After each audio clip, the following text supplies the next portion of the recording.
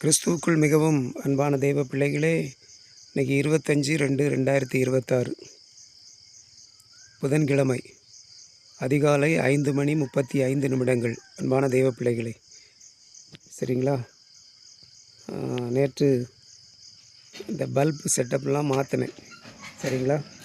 அதுக்கப்புறம் எப்படி இருக்குது பாருங்கள் அன்பான தெய்வ பிள்ளைகளே.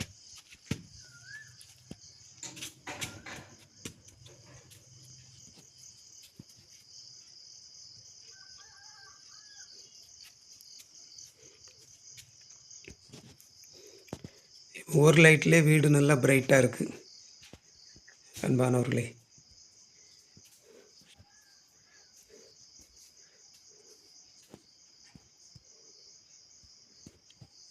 அன்பான தெய்வ பிள்ளைகளே, கிறிஸ்துவுக்குள் மிகவும் அன்பான தெய்வ பிள்ளைகளே, இன்றைக்கி சரியாக காலையில் 4:10க்கு எழும்புனேன், சரிங்களா? 4:10 எழும்பி பல்லு விளக்கிட்டு காஃபி போட்டு குடிச்சிட்டு ப்ரேயர் பண்ணேன் அன்பானவர்களே, சரிங்களா? ப்ரேயர் பண்ணி 5:10க்கு ப்ரேயர் முடித்தேன் அன்பான தெய்வ பிள்ளைகளே. இப்போது நல்லா இருக்குது வீடு. தொடர்ந்து இப்போ மின்சார வசதியை கர்த்தர் தந்துட்டார். அதனால் எனக்குள்ள ஒரு பாரம் என்னென்னா, தினமும் அதிகாலையில் மாலையில் ப்ரேயர் பண்ணணும், ஜெபம் நடத்தணும் அப்படிங்கிற ஒரு ஏவுதல் எனக்குள்ளே உண்டாகி இருக்கு அன்பான தெய்வ பிள்ளைகளே, சரிங்களா? ஏன்னா நான் சபை ஊழியம்லாம் பார்க்கும்போது டெய்லி காலையில் சாயங்காலம் ஜெபம் நடத்தி அந்த அனுபவம் இருக்குது, சரிங்களா? அதுபோல் பண்ணணும். அதுக்கு ஒலி அமைப்பு சாதனங்கள் வேணும், சரிங்களா? நல்ல ஸ்பீக்கர் பாக்ஸ் வேணும், ஆம்பிளிஃபையர் வேணும், மைக் வேணும், இதெல்லாம் வேணும். ஏன்னா இப்போ கரண்ட் இருக்குது, அந்த கரண்ட்டை நான் பயன்படுத்தணும்ல அன்பானவர்களே. ஒலி அமைப்பு சாதனங்கள் வேணும் அன்பானவர்களே. எனக்குள்ளே இப்போ அந்த எண்ணம் தான் ஓடிக்கிட்டே இருக்குது.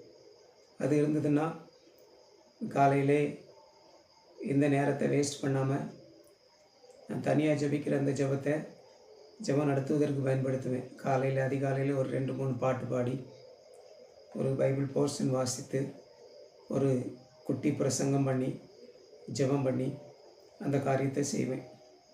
அதுபோல் மாலையிலே அன்பான தெய்வ பிள்ளைகளே, ஜெபம் பண்ணிக்குங்களா? ஆண்டவரே நல்ல ஒலி அமைப்பு சாதனங்கள் கொடுங்க அப்படின்னு சொல்லி ஜெபம் பண்ணிக்குங்க இந்த ஊழியத்துக்காக.